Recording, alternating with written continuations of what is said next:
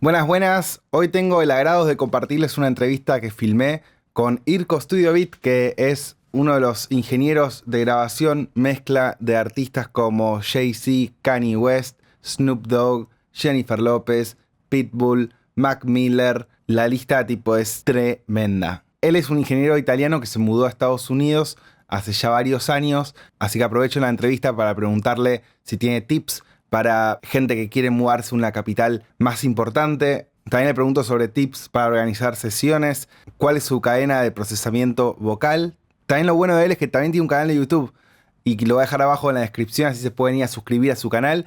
Y obviamente, si todavía no lo hicieron, los invito a que se suscriban a este. Y no te olvides de activar los subtítulos de este video porque la entrevista la hicimos en inglés, porque él no habla en español. Pero espero que la disfrutes, nos llevó mucho trabajo, así que vamos directo con esa entrevista. No te olvides de darle like. Okay, so thank you so much, IRKO, for doing this interview for Capitán Estudio. And I've been a huge fan of your YouTube channel, IRKO Studio Beat, for a couple of years now, actually. And I love the way you work and your fashion style. It's really cool. And one of the cool things about your channel is the opportunity to see how real professionals work and how, like, a production, the recording process, the mixing, how is it done, and on real, like, analog consoles and real studios. And I actually, one of your videos was very important for me. That was the one where you were recording this go-go band. And I was so inspired by that video that I actually ran into my studio and wrote my first go-go song. What?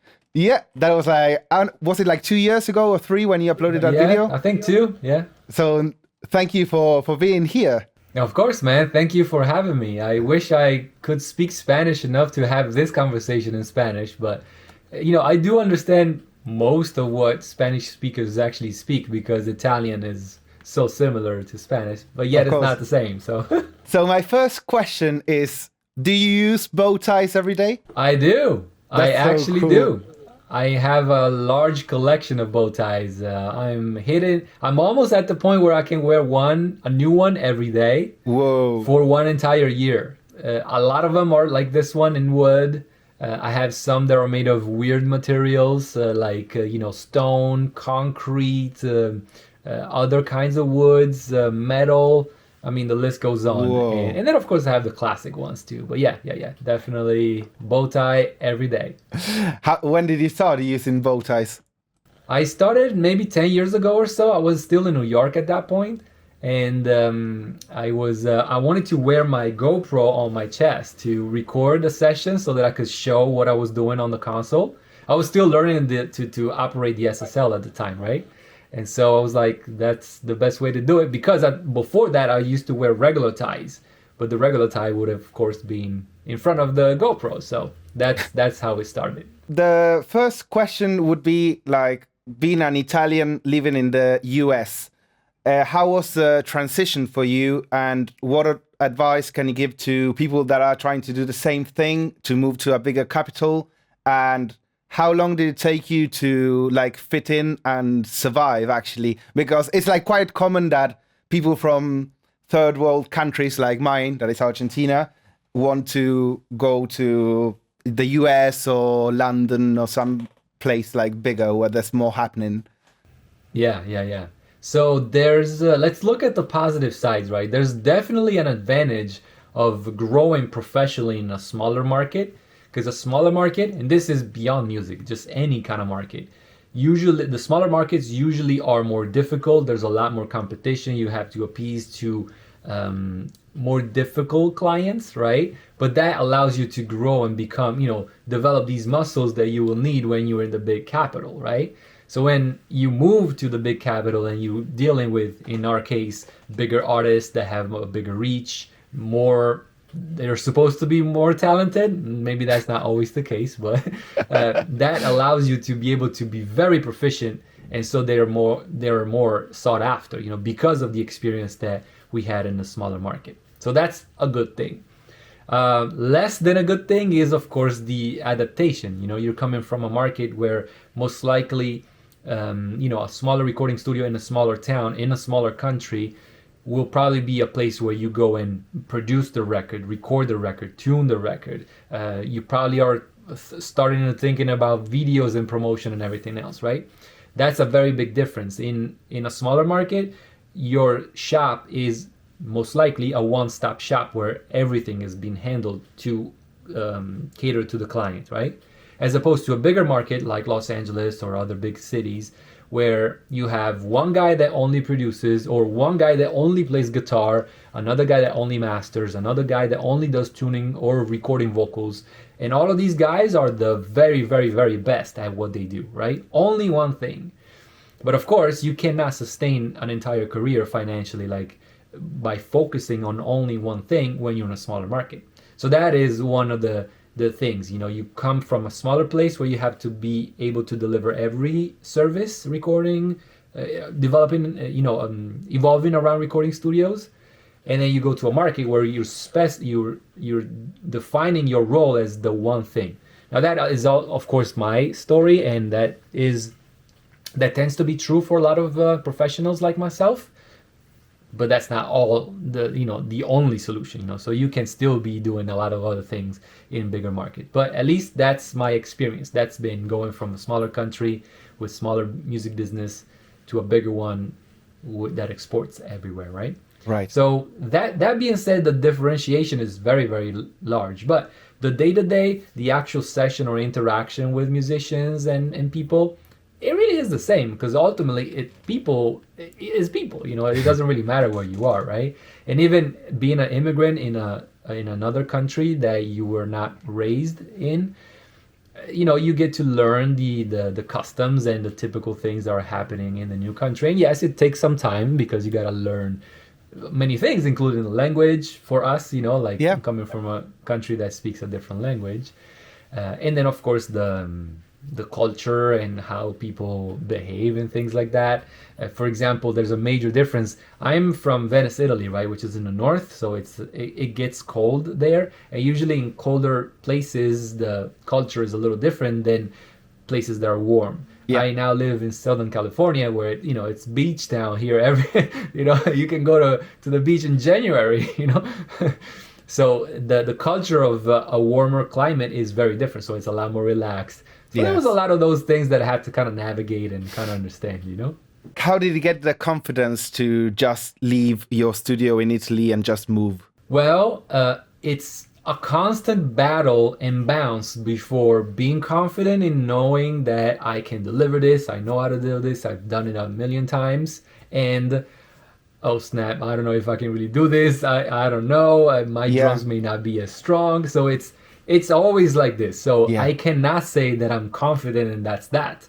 No, of course. I would be lying if I said that. And I think that I can even say that for all of my colleagues, because there's always that degree of uncertainty and like trying to understand what's really going on, right? Yeah. But I think it's healthy. If you have a balance that's somewhat even, it is a healthy thing, because if you feel like you know it, you got it, there's nothing else for you to learn, that's when you stop learning. And therefore, music as by definition evolves and changes over time constantly, right? So if you get stuck in your ways of 1996, that's it, you are stuck in 1996, right? And instead, in our line of work, you need to progress and get there.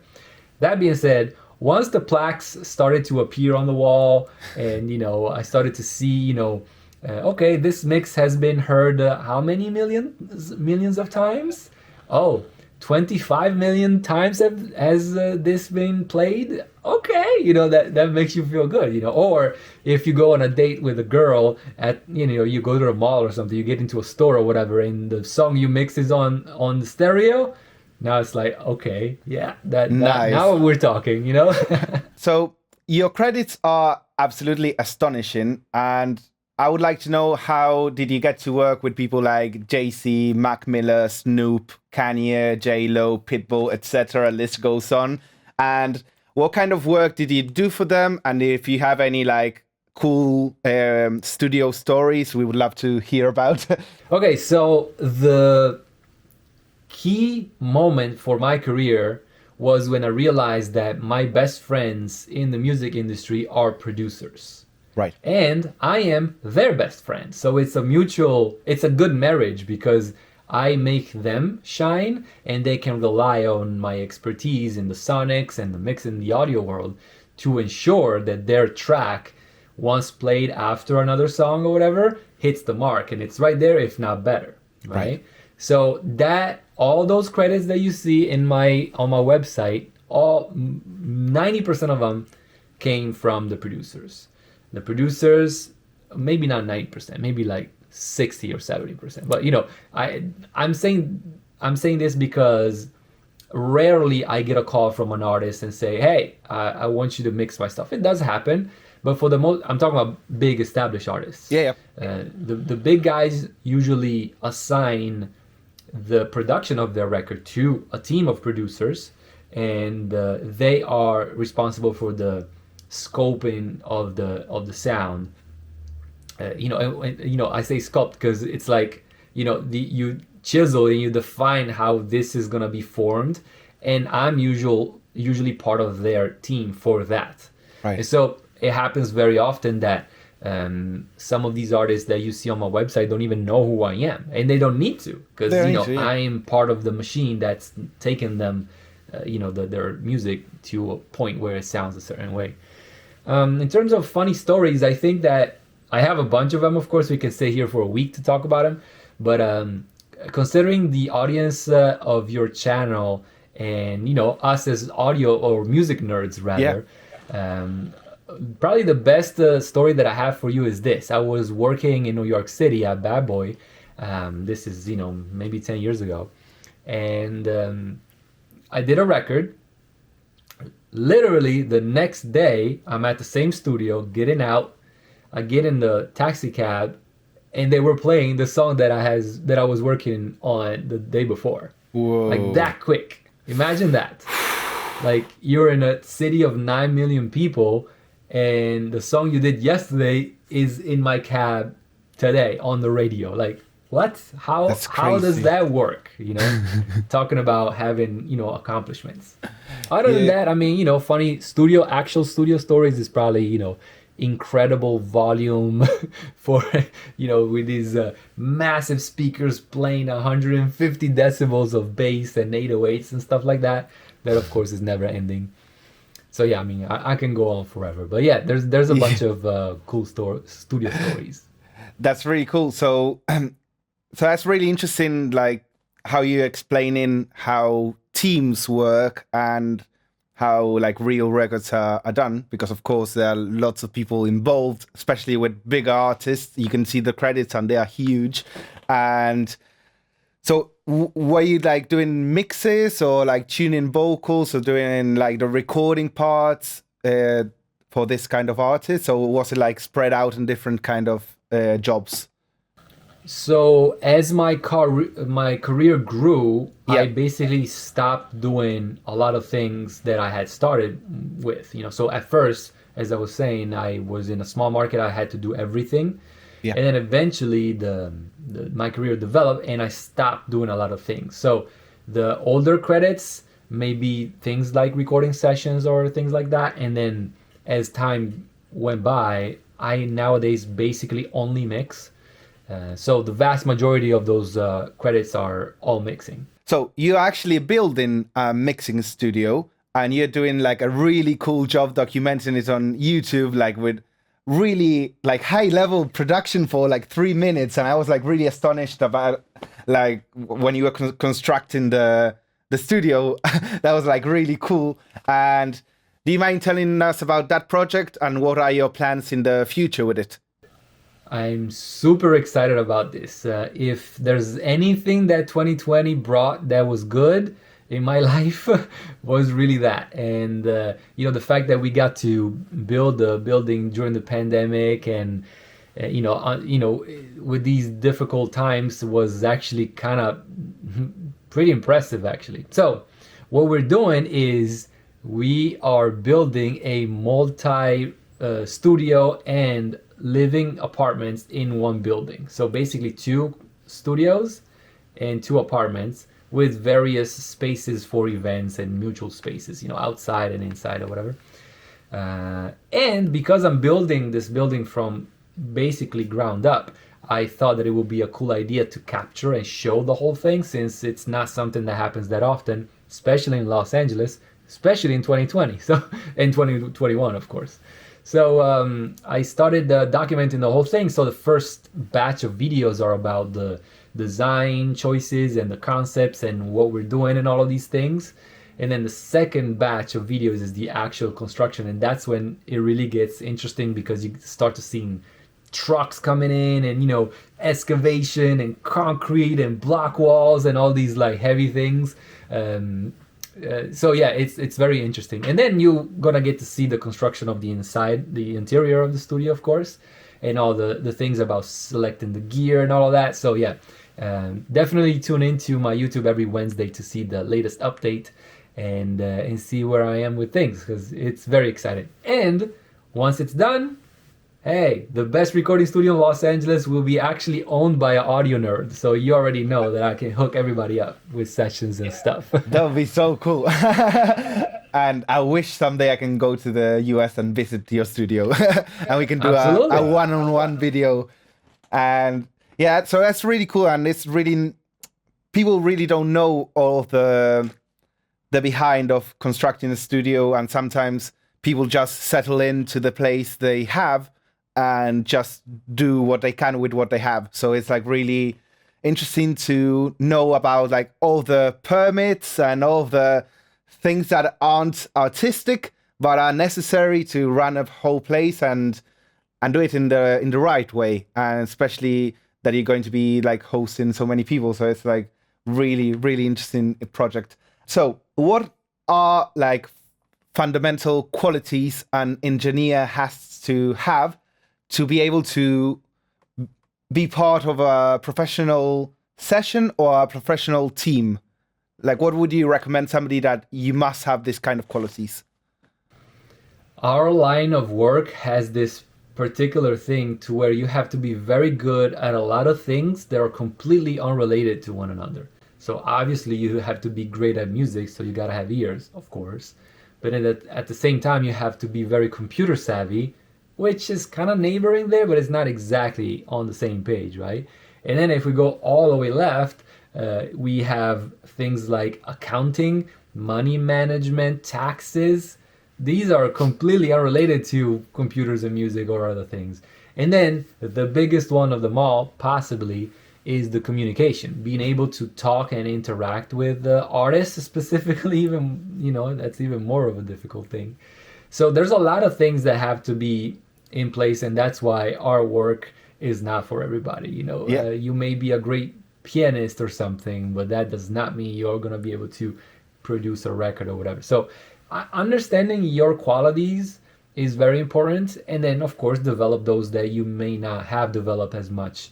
I've done communication courses and things like that to be able to understand and improve the entire experience, the entire experience of getting a record mixed with me.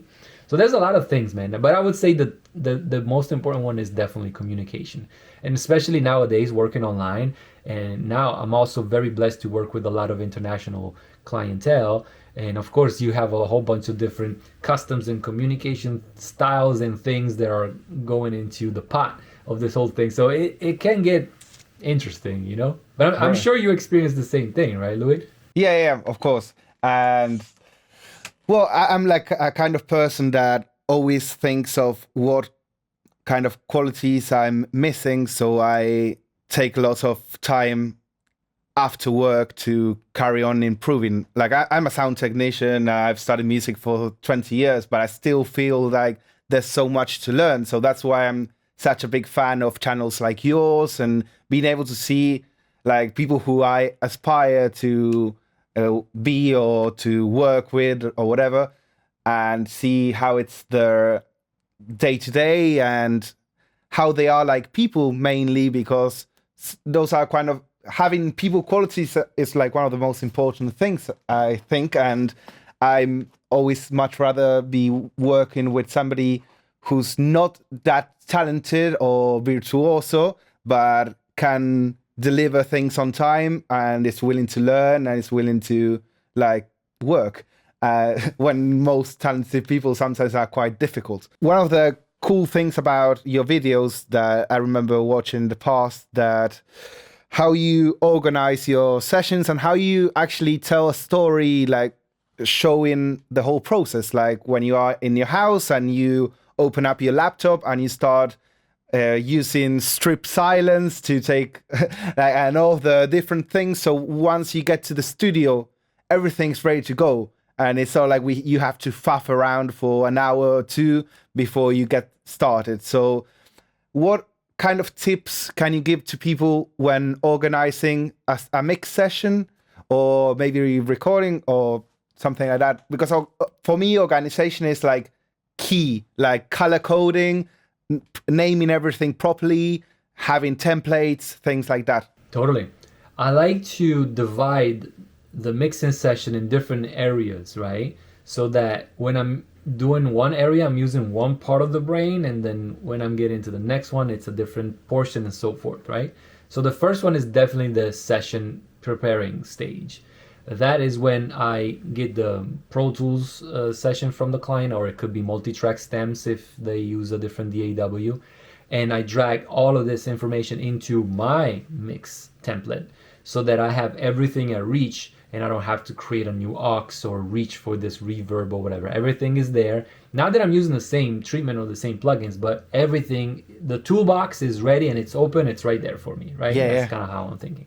And also, you know, you got to think about it like this. I mix about 200 records every year. So right. 200 times every year I have to see and make sure that there are no files missing, that the session version is correct, that the session layout matches to the rough mix. There's so many things that go into assuring that what I'm actually about to cook is the actual thing that has been ordered, you know? So it's very important. I like to do that before I get to the studio because being in the studio costs money, because I don't need to be at the studio. I can totally do it after dinner or whatever, you know? Yeah.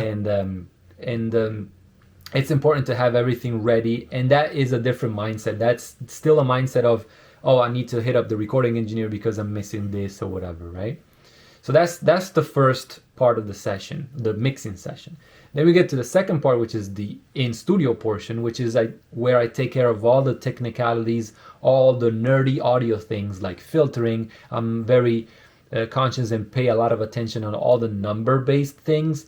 Like, for example, if I have to filter out information that is not needed on the vocal, you know, anything say under 150 is just rumblings. I remove that. All of those things are very, very important. They're the engineering things, right, that will allow the structure to stand eventually.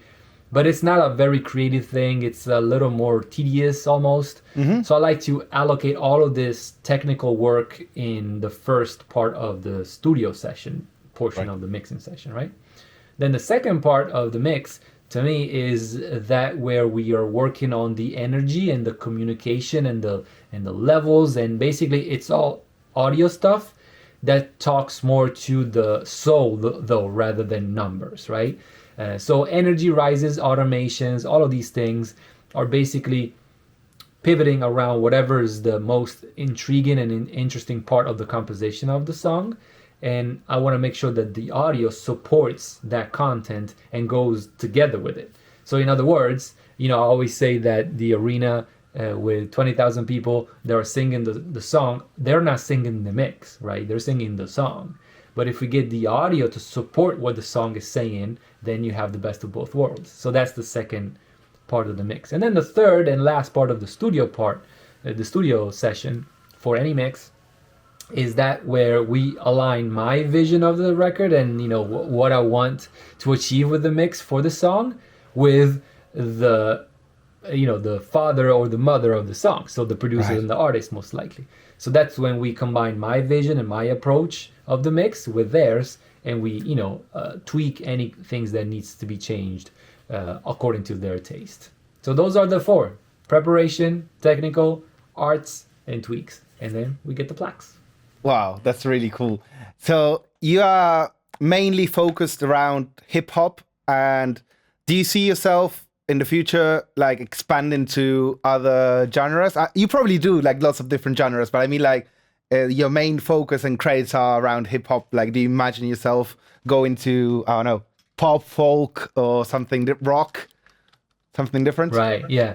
My discography speaks pretty loudly about that. So yes, I have a lot of hip hop credits, and I would love, yes, to expand into different genres. I love alternative music. There's a lot of things that I'm interested in expanding into, genres. I mean, Yeah. And the cool thing about that is that anytime I work on a genre that I'm not super familiar with, I get to relearn my technology, my approach, my mixing, really, because although the tools are the same, we eventually all are working on EQs, effects, and dynamic stuff. That's basically it, right?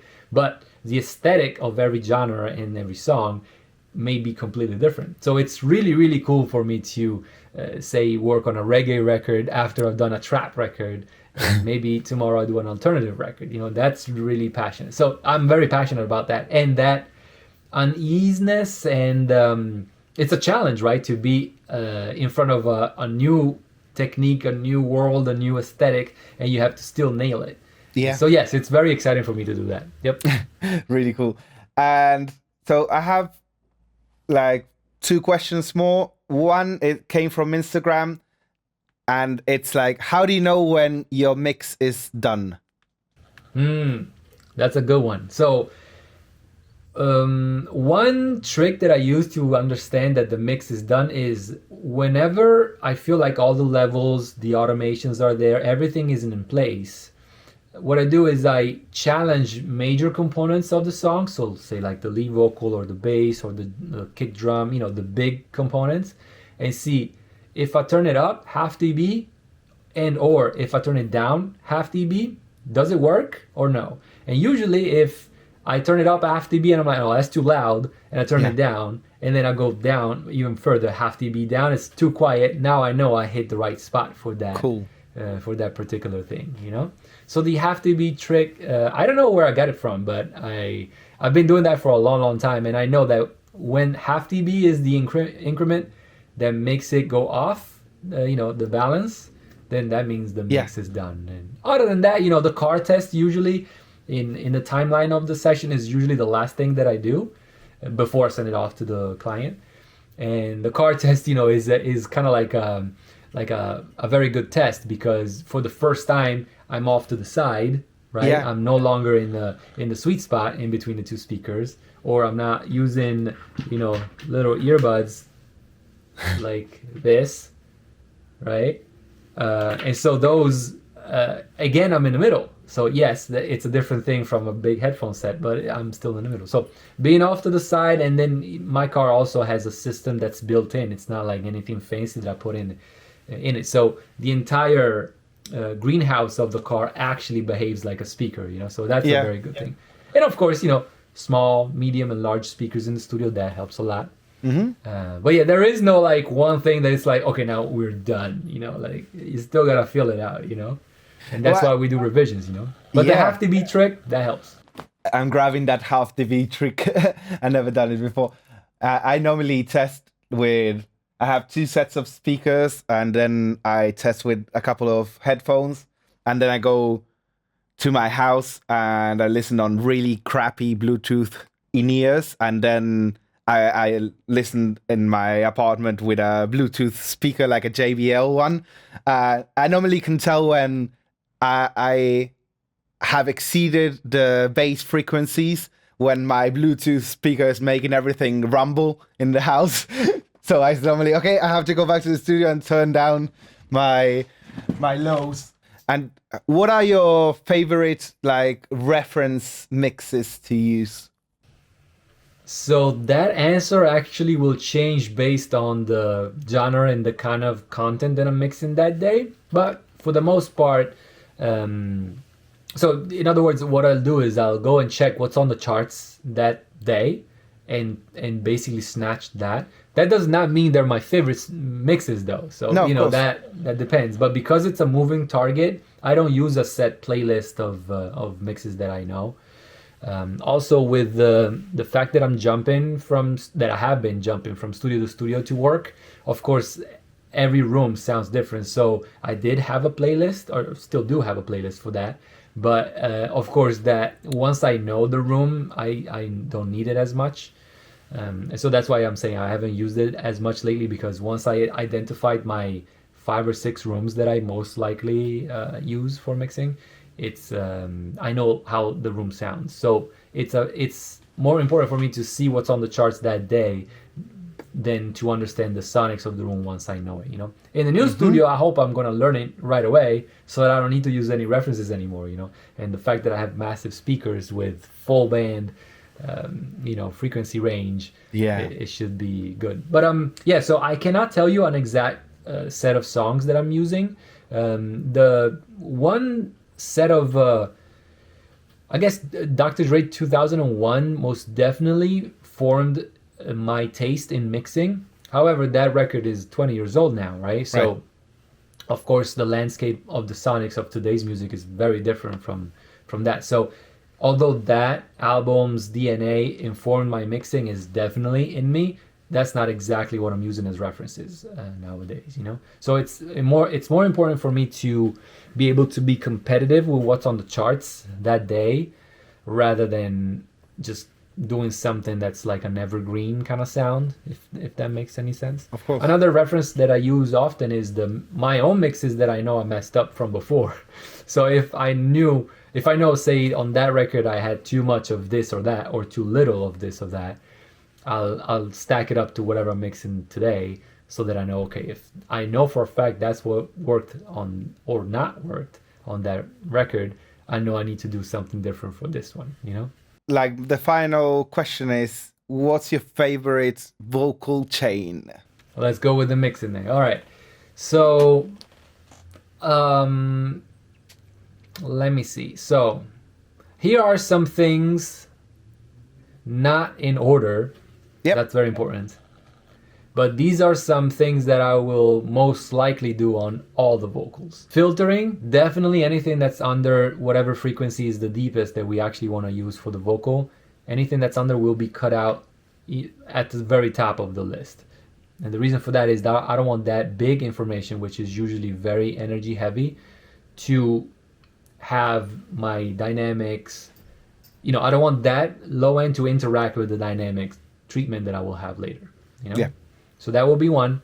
Another one may be a tube-like slow and soft compression kind of thing that's happening all the time, but it's not doing much. And so this gives me a little bit of dynamic control, also some tube-like quality of the actual texture of the sound. Another one that you will see very, very often, especially for urban stuff, will be a 1176. It's not a secret, that's one of my favorite compressors for vocals. I use that all the time. And Silverface will be my choice. I need that to make sure that the real estate that's been allocated to the vocal is always occupied by the vocal. So that translates into vocals intelligibility, for example. It translates into bigness and presence of the vocal, in terms of having the vocal being very up there, up front to the speaker, right? So the 1176 is probably a staple of my mixing, so you will definitely see that. And then it will be, things like EQs and things like that. Okay, let's talk about that. I guess 2 kinds of EQs. One for more surgical work, where we're trying to correct problems. So any resonance from the booth that the vocal was recorded in, or things like that, or maybe just the characteristic of the vocal. That will be one kind of EQ approach. FabFilter comes to mind for that. Very, very quick, very precise, very easy to operate.